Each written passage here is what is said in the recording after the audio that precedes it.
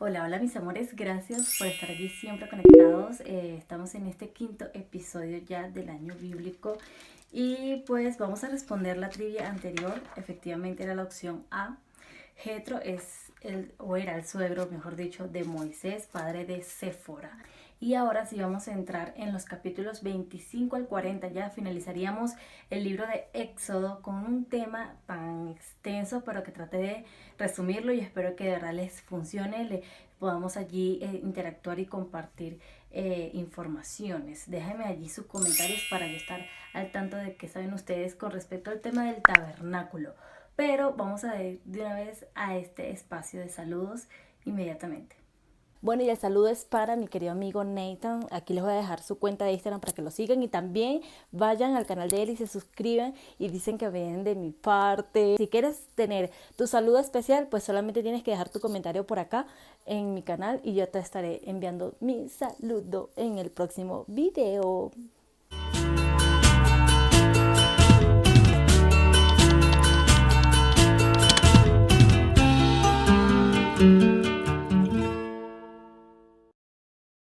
Bueno, sí, efectivamente vamos a estudiar entonces el tema del tabernáculo. Por acá tengo mis anotaciones.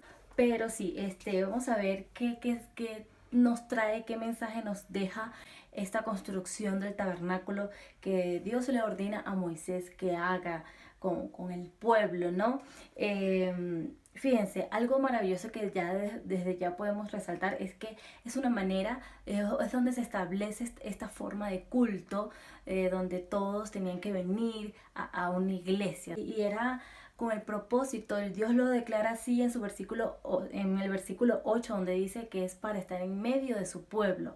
Entonces Dios quería habitar en medio de nosotros y por eso ordenó que se construyera este tabernáculo para que a través de todos los utensilios y todas las cosas que estaban en este tabernáculo pudiera Dios estar allí presente en medio de su pueblo. Y algo maravilloso que vamos a resaltar muchísimas veces en cada cosas en cada sitio de este tabernáculo es cómo se demuestra o cómo se simboliza el ministerio de Jesús en esta tierra, donde van a ir viendo cómo es que se ve todo lo que Dios ordena que vaya haciendo según las medidas, según los utensilios y los materiales que tenían que usar.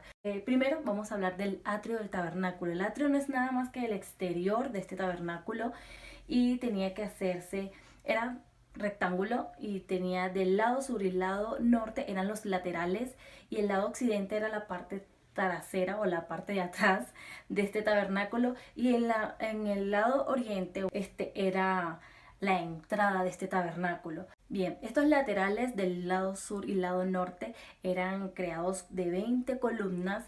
Estas eran de bronce juntamente con sus basas, pero sus capiteles y su montura era de plata. Estas llevaban una cortina de lino torcido, blanca, y su longitud era de 100 codos, pues 44 metros, y de altura 5 codos. En el lado occidente podemos ver que eran 50 codos de ancho, de longitud, y era de alto la misma cantidad de 5 codos. Estas eran conformadas por 10 columnas y en el lado oriente, que era la entrada de este atrio, se tenía que conformar por 15 codos en cada lado con 3 columnas y en medio era 20 codos con 4 columnas, las cuales estas venían con cortina muy específica, diferente a las demás, a las que rodeaba este atrio, porque esta cortina era de lino torcido, de azul, púrpura y carmesí. Y algo que vamos a simbolizar desde ya en este atrio es que había una única entrada, me mata. Había una sola entrada que es lo que simboliza a Jesús como la única puerta de salvación, según vemos en Juan capítulo 10 versículo 9. El que entrare en mí será salvo, dice Jesús. Entonces qué maravillosa declaración y cómo podemos ver aquí reflejado el ministerio de Jesús como la única puerta, como esa única entrada que hay para la salvación, no hay otra. Ahora sí vamos a este segundo sitio del tabernáculo, donde antes de entrar realmente al tabernáculo, justo cuando entramos por esa única puerta del atrio, del tabernáculo encontramos un altar de bronce, o como le llamamos también altar del sacrificio. Es aquí donde se hacía el sacrificio o se degollaba el cordero y el cabrito, ¿no? Por expiación de los pecados, por holocausto o por ofrenda de paz. Sí, eso lo vamos a ver más adelante con más profundidad en el libro de Levítico. Pero fíjense que este altar de bronce fue hecho de madera de acacia, cuadrado. Las longitudes son 5 codos por 5 codos, una altura de 3 codos. Esto es cubierto de bronce. Y en sus esquinas, en lo superior, habían 4 cuernos, que de allí en esos cuernos el sacerdote rociaba la sangre del corderito. Y ahora sí vamos a dejar esta quinta trivia donde les pregunto, a ver, ¿qué significa o qué simboliza el sacrificio del cordero? Opción A, el sacrificio de Jesús. Opción B, la maldad del cordero, de este cordero por eso se mataba. Opción C, ninguna de las anteriores. ¿Qué creen ustedes que es la respuesta? Justifíquenla, dejen algún versículo para así retroalimentarnos un poco más con esta pregunta. Y ahora sí vamos a pasar rápidamente a la tercera parte, que aún no se entra al tabernáculo, pero conseguimos algo también en este atrio, la fuente de bronce, o lo que llamamos lavacro, o la fuente de la purificación. Esta era de bronce precisamente, pero lo que nos vamos a concentrar en este sitio, en este utensilio como tal, es lo que contenía esta fuente. ¿Qué era lo que contenía? Para hacer un lavacro tenía que tener agua. Entonces esta agua como tal simboliza que Cristo Jesús es esa única fuente de purificación que podemos nosotros hallar para que nos limpie de todos nuestros pecados. ¡Qué maravilloso! Aquí en esta fuente, antes de sacrificar el cordero y luego de sacrificar el cordero, tenía que el sacerdote y los hijos de Aarón lavarse las manos y los pies para poder proceder. Y ahora sí vamos a hablar del tabernáculo. Este tabernáculo también tenía sus lados. El norte y el sur eran constituidos por 20 tablas de madera de acacia. Estas maderas eran unidas con 2 espigas cada una y sus basas era de plata. Tenía también unos anillos de oro con barras cubiertas de oro. En el lado occidente también tenemos esto cerrado, donde también, pero en este caso teníamos 8 tablas de madera de acacia igualmente con basa de plata, pero en el lado oriente no había como tal estas maderas, sino que había un velo, el cual era también, y nos hace recordar que hay una sola puerta, hay una sola entrada para este tabernáculo. Y este tabernáculo se dividía en dos, por medio de un velo, el cual era constituido por 4 columnas. Estas columnas eran de madera de acacia, pero cubiertas de oro, y las basas eran de plata. Tenía unos corchetes, ¿sí? Donde de allí caía el velo. Y este era con una cortina especial, tal como también lo vemos en la entrada del atrio, que es una cortina de lino fino, de azul, púrpura y carmesí, pero esta tenía diseñada unos querubines, y como yo les había comentado en Génesis, si no mal recuerdo, cuando nosotros veamos en la Biblia el simbolismo o el dibujo, o se habla de querubines, sencillamente está hablando algo allí de proteger. Así como cuando Adán y Eva los echó del jardín de Edén y colocó unos querubines para proteger la entrada de este jardín. Entonces, ¿qué está cuidando Dios en medio con este simbolismo de estos querubines en este velo? Pues precisamente el lugar santo para el acceso del lugar santísimo. Ahora, ¿qué habrá en ese lugar santísimo?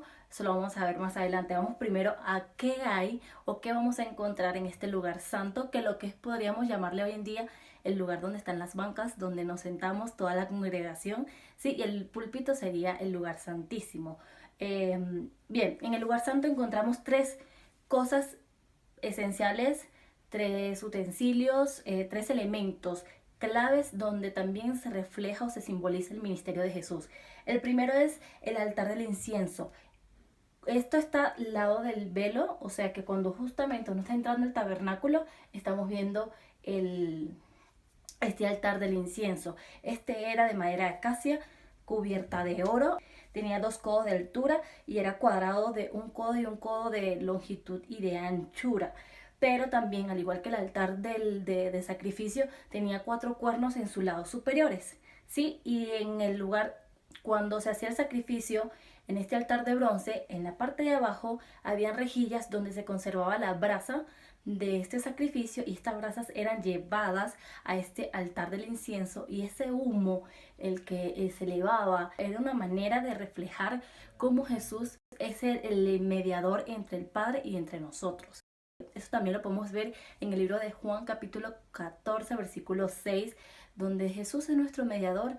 Por medio de Jesús podemos hablar al Padre, y cuando cerramos una oración lo decimos en el nombre de Jesús.